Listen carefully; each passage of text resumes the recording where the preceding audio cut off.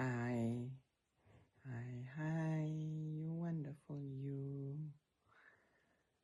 Did anyone tell you that you are a wonderful being? Now you heard it. A wonderful being who will stop hurting itself. So that's the invitation today, to stop hurting yourself. We are either the ego self, neither the ego self, nor its perception. Simply acknowledging this as truth is a courage first step toward discovering who we truly are, along with a majestic purpose we were created to fulfill. Today we have a lesson 196. It can be but myself I crucify. That sounds very intense. Let's see what Jesus means with that and wants us to get more conscious. When this is firmly understood and kept in full awareness, you will not attempt to harm yourself, nor make your body slave to vengeance. You will not attack yourself, and you will realize that to attack another is but to attack yourself. You will be free of an instant belief that to attack a brother saves yourself, and you will understand his safety is your own, and in his healing you are healed. Perhaps at first you will not understand how mercy, limitless, and with all things held in its sure protection, can be found in the idea we practice for today. It may in fact appear to be a sign that punishment can never be escaped, because the ego, under what it sees as threat, is quick to cite the truth to save its lies. Yet must it fail to understand the truth it uses thus. But you can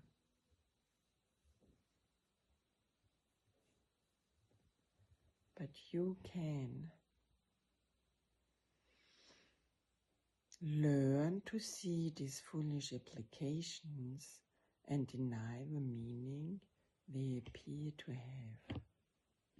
Thus, do you also teach your mind that you are not an ego? For the ways in which the ego would distort the truth, there is a bug bugging me. Here we have very, very small ones. Sometimes it looks like.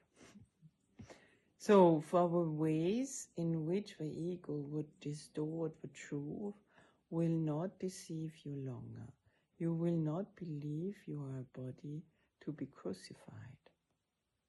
And you will see within today's idea the light of resurrection, looking past all thoughts of crucifixions and of death to thoughts of liberation and of life.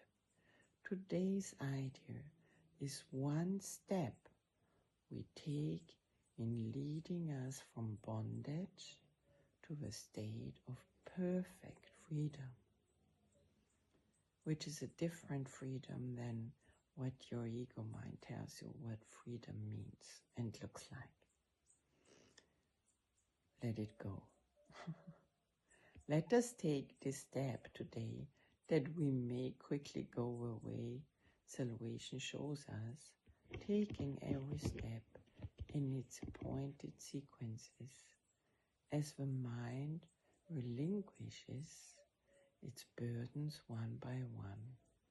It is not time we need for this. It is but willingness for what would seem to need 1,000 years can easily be done in just one instant by the grace of God. The dreary, hopeless thought that you can make attack on others and escape yourself has nailed you to the cross. Perhaps it seemed to be salvation, yet it merely stood for the belief the fear of God is real. And what is that but hell? Who could believe his father is his deadly enemy, separate from him and waiting to destroy his life and blot him from the universe without the fear of hell upon his heart? Such is the form of madness you believe. If you accept the fearful thought, you can attack another and be free yourself. Until this form is changed, there is no hope. Until you see that this at least must be entirely impossible, how could there be escape? The fear of God is real to anyone who thinks this thought is true, and he will not perceive its foolishness or even see that it is there so that it would be possible to question it. To question it at all, its form must first be changed at least as much as will permit fear of retaliation to abate and the responsibility return to some extent to you. From there you can at least consider if you want to go along this painful pain and path. Until this shift has been accomplished, you cannot perceive that it is but your thoughts that bring you fear, and your deliverance depends on you. Our next step will be easy if you take this one today. From there we go already quite rapidly, for once you understand it is impossible that you be heard except by your own thoughts, the fear of God must disappear. You cannot then deliver that fear is caused without, and God, whom you had thought to banish, can be welcomed back within the holy mind he never left. Have a big, deep breathing in and breathing out, and letting go of all what your mind does with all that. Salvation's song can certainly be heard in the idea we practice for today. If it can but be you crucify, you did not hurt the world and need not fear its vengeance and pursuit. Nor need you help, nor need you hide. Is terror from the deadly fear of God's projection hides behind. The thing you dread the most is your salvation. You are strong, and it is strength you want, and you are free and glad of freedom.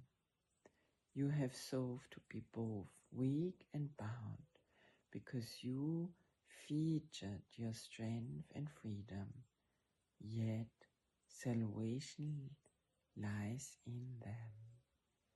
There is an instant in which terror seems to grip your mind, so wholly that escape appears quite hopeless, when you realize once and for all that is you fear, the mind perceives itself as split.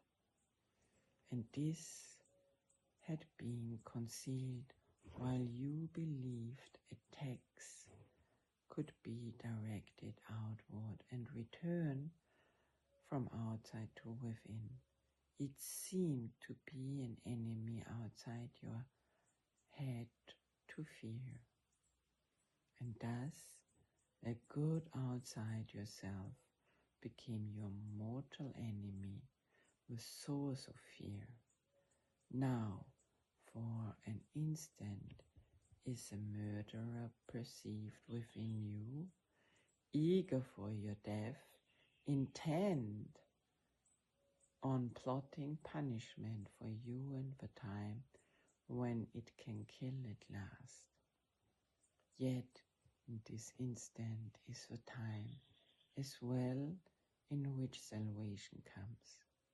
For fear of God has disappeared, and you can call on Him to save you from illusions by His love, calling Him Father and yourself His Son.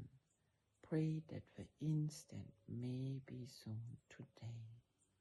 Step back from fear and make advance to love. There is no thought of God that does not go with you to help you reach that instant and to go beyond it quickly, surely, and forever. When the fear of God is gone, there are no obstacles that still remain between you and the holy peace of God. How kind and merciful is the idea we practiced. Give it welcome, as you should, for it is your release. It is indeed but you, your mind, can try to crucify, yet your redemption too will come from you. Wonderful. And I had this weekend some trigger points where I would do all of that. And seeing it, but really consciously seeing it, what my head is telling me and wanting to go and wanting to have, and it was really like a grade, like a very small path to not step into what my ego mind had the thoughts going on and wanted to invest even more, or just bring it all into my heart, all the thoughts, allowing it and acknowledging it and bringing love to all that. And at the same time, forgiveness was happening with the Holy Spirit, and Holy Spirit was helping me to really turn around. Of course, I had to repeat it because my ego mind absolutely wanted to have that. And so I kept on just practicing the same, and I got freed of that, and it's easier, and it's so strengthening your heart, your power, your authority, your connection with God, with you, your highest, your source, and the love, of course, also. Since then, love keeps pouring in and pouring in. You might have seen me already when I read you the daily exercise of Course of Miracles and give you insights, and then tears are running already. Okay, I wish you a lovely day with this redemption, and enjoy it and observe it, and for sure don't judge yourself. Instead, love it. Thank you very much, and bye for now. Ciao.